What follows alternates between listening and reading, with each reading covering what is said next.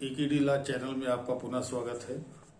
मैंने आपसे कहा था कि जो ऑनरेबल सुप्रीम कोर्ट्स के लेटेस्ट इंटरप्रिटेशन आएंगे वो आपसे मैं डिस्कस करूंगा।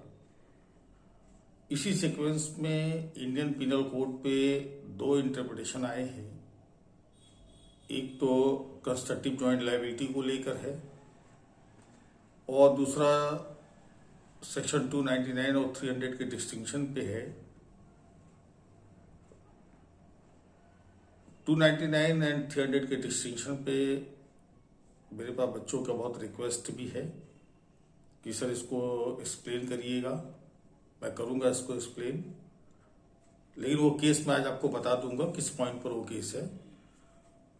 और जो कंस्ट्रक्टिव जॉइंट लायबिलिटी पे जो सुप्रीम कोर्ट का केस आया है, हालांकि कोई नई बात उसमें नहीं है। उस इंटरप्रिटेशन में आप जानते हैं कि सेक्शन 34 और सेक्शन 149 ये कंस्ट्रक्टिव जॉइंट लायबिलिटी से रिलेटेड हैं।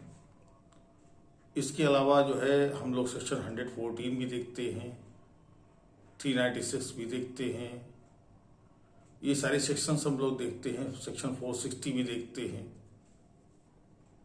लेकिन सेक्शन 149 पर सुप्रीम कोर्ट ने जो बात कही है, ऑनरेबल सुप्रीम कोर्ट ने, वो कोई नई बात नहीं है, लेकिन फिर भी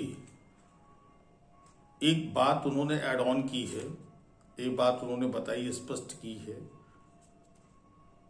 आप जानते हैं कि सेक्शन 34 में जो कंस्ट्रक्टिव जॉइंट लायबिलिटी का जो बेसिस है वो है कॉमन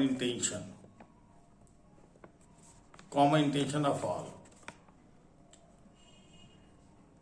और वहां physical appearance at the place of occurrence accused की जरूरी है या जरूरी नहीं है, इस पे थोड़ा सा जो है डाइवर्जन है।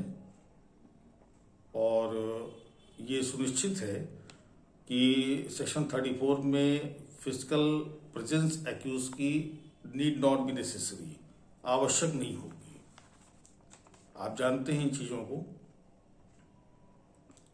और जब उसको 149 पे आप लेके आते हैं, इसी कंस्ट्रक्टिव जॉइंट लायबिलिटी को आप डिस्कस करते हैं कि 149 में क्या basis of constructive joint liability होगा, उसी पे ऑनरेबल सुप्रीम कोर्ट का एक अप्रोच आया है। Tajuddin versus state of Assam का केस है, 2021 का केस है। तजुद्दीन के केस में ऑनरेबल सुप्रीम कोर्ट ने ये कहा है कि जो बाई स्टैंडर्ड्स होते हैं, जो सड़क पे जो है चल रहे हैं, कोई मान लीजिए कोई इंसिडेंट हो रहा है, तो आप किसी बाई स्टैंडर्ड तक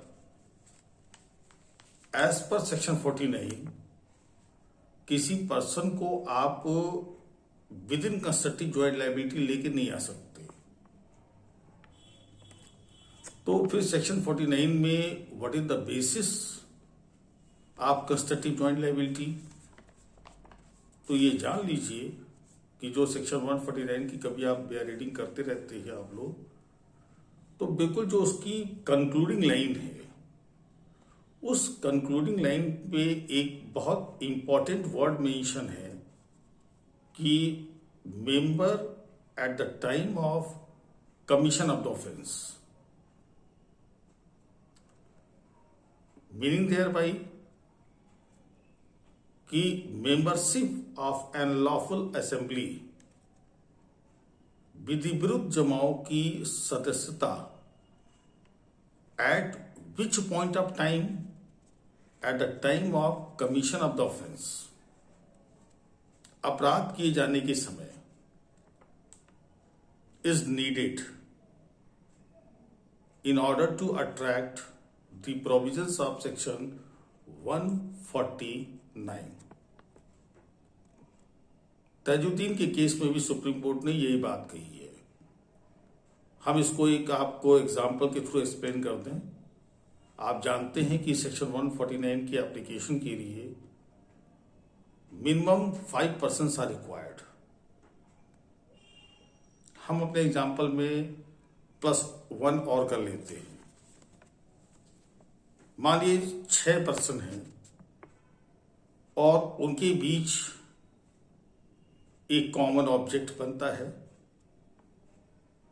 कि किसी के यहाँ रॉबरी करनी है, डकैती करनी है, क्योंकि अब तो 5 से ज्यादा हो गए, 5 हो गए तो फिर रॉबरी नहीं हो, डकैती हो गई, डकैती का ऑफेंस कमिट करना है। अब मान लीजिए वो 6 पर्सन अपने डेस्टिनेशन की ओर मूव किए, उसमें से एक पर्सन उस डेस्टिनेशन पे पहुंचने के पहले असेंबली से अपने आप को विड्रॉ कर लिया। अब हो गए 5। जब वो डकैती कमिट करके वापस बैक हुए तो वो जो 6ठे पर्सन ने जो विड्रॉ की थी असेंबली, वो फिर से उनको ज्वाइन करता है। नाउ द क्वेश्चन इज कि क्या उस 6ठे पर्सन को, वो 5 तो विद इन लाइबिलिटी आ गए 149 में, क्या 6ठवें पर्सन पे भी 149 का एप्लीकेशन होगा? अब इसी से आपको इसका आंसर डिराइव कर लेना है। मैंने पहले क्या कहा कि membership eight the time of commission of the offence, चूंकि वो ऑफेंस कमिट होते समय उस अनलॉफुल असेंबली का मेंबर नहीं था, दैट्स वाई सेक्शन 149 के तहत he can not be convicted. ये Tajuddin versus state of Assam के मामले में सुप्रीम कोर्ट ने, ऑनरेबल सुप्रीम कोर्ट ने इस पॉइंट को फिर से रिफ्रेश किया है और supreme court, honourable supreme court ने इस मामले में एक सुब्बल का केस है, Subbal versus state of West Bengal का केस, उसको उसमें रेफर किया है।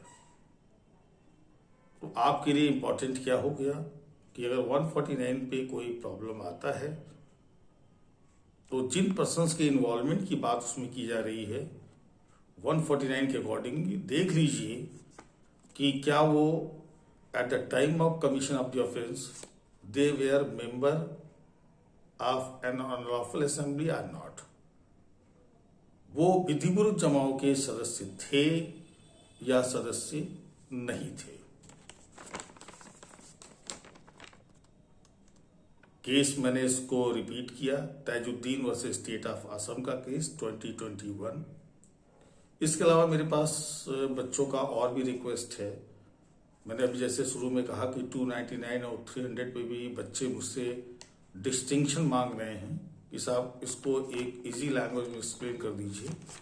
मैं करूंगा उसको, लेकिन सुप्रीम कोर्ट की एक लेटेस्ट रूलिंग आई है इसके ऊपर। आप जानते हैं कि 1958 में सुप्रीम कोर्ट का एक बहुत ही क्लासिकल केस आया, Virsa Singh versus state of Punjab. Section 300 के क्लॉज 3 को सुप्रीम कोर्ट ने, ऑनरेबल सुप्रीम कोर्ट ने उसको इंटरप्रेट किया। क्लासिकल केस है, वो केस आज भी फॉलो अप हो रहा है और अभी 2021 में डिवीजन बेंच ने, ऑनरेबल सुप्रीम कोर्ट की डिवीजन बेंच ने Vinod Kumar versus Amritpal alias Chhotu and sons के मामले में इस मैटर को फिर से डील किया है। हम आपसे इसको डिस्कस करेंगे और चलते चलते आपको एक बात और ही बता दें कि ये जो वर्किंग वुमेन्स के लिए जो सेक्सुअल हैरेसमेंट पे जो एक्ट है 2013 का, उस पे भी ऑनरेबल सुप्रीम कोर्ट ने एक बहुत इंपॉर्टेंट बात इस बार कही है, अभी जल्दी ही कही है 2021 में। मैं आपको इंटरप्रिटेशन में ये कुछ केसेस बताता रहूंगा। सुप्रीम कोर्ट ने, ऑनरेबल सुप्रीम कोर्ट ने कहा है कि right against sexual harassment, right against sexual harassment क्या है, is an integral part of right to life and dignity. ये आपके लिए इंपॉर्टेंट है, यूनियन ऑफ इंडिया वर्सेस मुद्रिका सिंह का केस।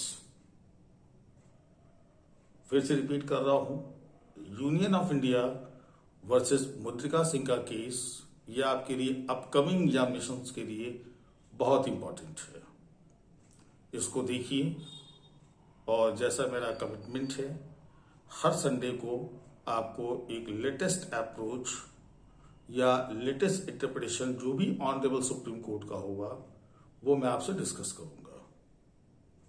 इसके अलावा 2-3 चीजें अभी और हम लोग सोच रहे हैं कि आपको और क्या दे दिया जाए जो आपके लिए बेनिफिशियल हो। तो आने वाले वीक में आपको पता चल जाएगा कि हम लोग और क्या करने जा रहे हैं। Thank you for watching.